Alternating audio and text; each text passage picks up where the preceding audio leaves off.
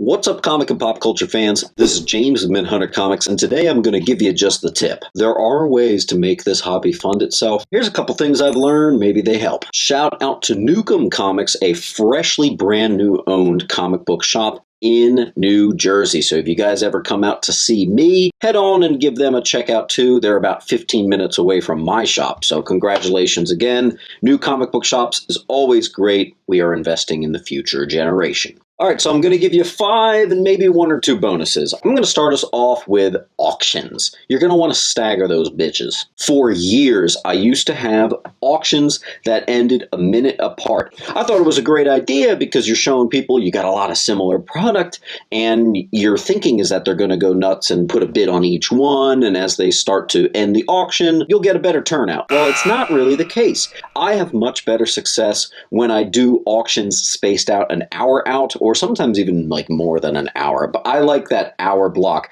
That way, some people's looking at one particular book, they can put their time and energy into that. Someone else is interested in the other item, they can put their time and energy into that. Me personally, I would avoid auctions in general because you're basically guaranteeing that your product is going to sell for 70, 60, sometimes even 50% of what you want it to sell for. But sometimes if you just want stuff gone, go ahead and do it. The next tip is to avoid buying retailer exclusives and store variants at full price. There are a lot of avenues where you can find them at discounted prices. And I think that's key because a lot of these store variants and 1 in 25s and 1 in 100s don't retain their value like you think they might. And there is a whole side of the collecting that loves that stuff. That's awesome. Let's not gatekeep. It's so totally great that they love that stuff. I'm starting to open up to a lot of it myself. Just for example, Dynamite Comics has a lot of stuff that, oh, you know what? I'm really turning a corner and I like the 1 in 50 variants and blah, blah, blah.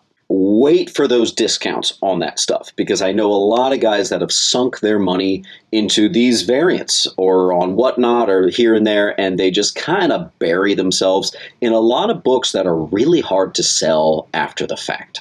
So if you're collecting them for you, awesome. But if you're collecting them in hopes of getting some of that money back, watch out. They're a tougher sell. Next tip is the Adam Hughes effect. What could that mean? Well, there are certain artists out there that just by having their name on it elevates it from more than just a dollar book.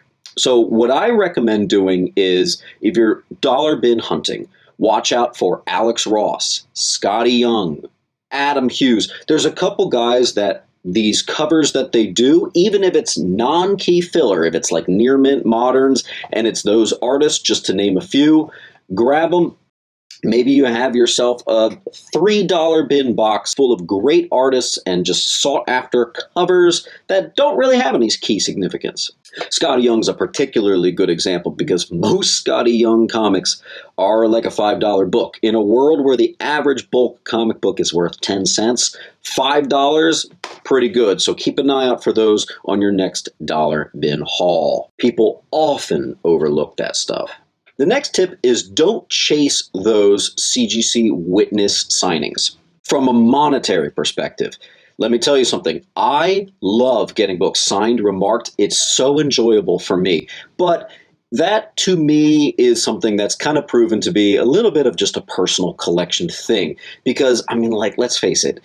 If it's not like Ditko, Stan Lee, Neil Adams, and like some others, those signatures don't boost your book by hundreds of dollars like you kind of hope that they're going to. In fact, it kind of just boxes people out. And a lot of people not only are just raw collectors and not slab collectors, but you really have a more narrow audience when you're now selling to signature collectors of slabs. The great news is CGC now does a verification program for things that have already been signed. So if you have books from 10, 20, 30, 40, 50 years ago that were signed by artists and creators, you can send those in to get graded now, and it just costs a lot less. I could see that turning a profit, but sometimes these witness signature programs they got can be like $100, $150, sometimes even more, and it's not going to bump the value that crazy. I've got quite a few high-ticket items still sitting on my eBay page, and it's been about a year with many price drops. Everything up there that is signed is now at my break-even price. So don't go chasing the verification signature program. You're not going to turn that into a financial investment. I'm going to give you one bonus before we conclude here, and that is be really careful with what you send to get graded. The quickest way to get yourself in a hole in this hobby is to be one of those dudes that just sends everything off. I've seen it happen time and time again. I've had guys with their back against the wall in a bad financial spot because they've done this. They just get so excited and they send anything and everything off. No, go through with a fine-tooth comb. Make sure it is the crispiest copy you can possibly send. Is it some random brand new couple-month-old cover A book? Maybe don't send it, man. You're not going to get any sort of financial investment back. Maybe you make $5. It wasn't worth the time putting it up on eBay. Edit yourself. The next time you want to send 50 books off to a grading company, send 5.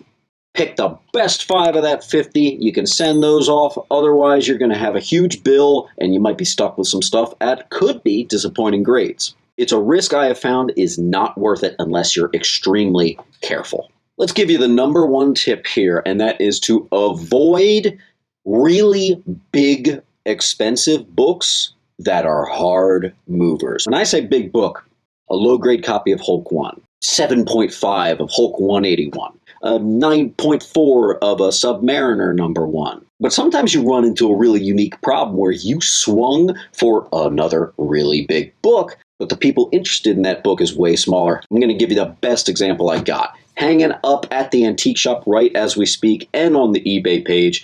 It is the second comic book appearance of Man-Thing, first cover of Man-Thing, and it is the only 9.8 white pager signed copy that exists. Sounds super cool, right? It is super cool. But I have come down from a $3,000 price tag to a $2,000 price tag because it's been over a year, and that book is still there. Essentially now it's just one of those books that helps to provide some cool factor to the antique shop, but I still don't really see it moving anytime soon. Why? Second comic book appearance, third appearance overall, it's a first cover appearance. It's just not enough. It's just not enough of a well-known thing. And I'm not into that book for too much, but sometimes you swing for those big boy books and you have them for years without them selling.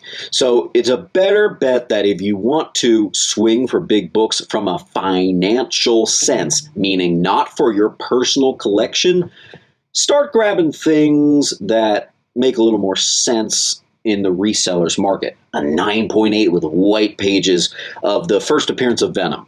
A 9.8 newsstand white pages of the first appearance of Hobgoblin.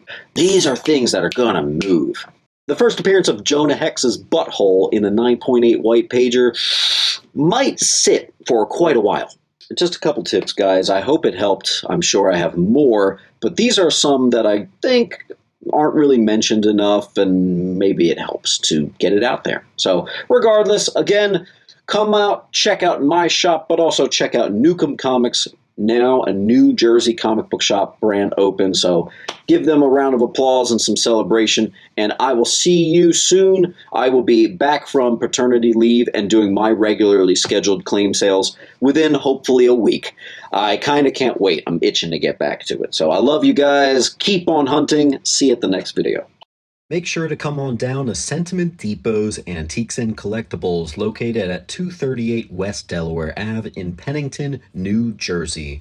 Find so many great books for just $1 and the lowest prices on key comics around. Enjoy a huge selection of graded comics priced up to 20% lower than current fair market value. We are open from Wednesday to Sunday, closed Monday, Tuesday. You got a collection you want to sell? Bring that too. Can't wait to see you there.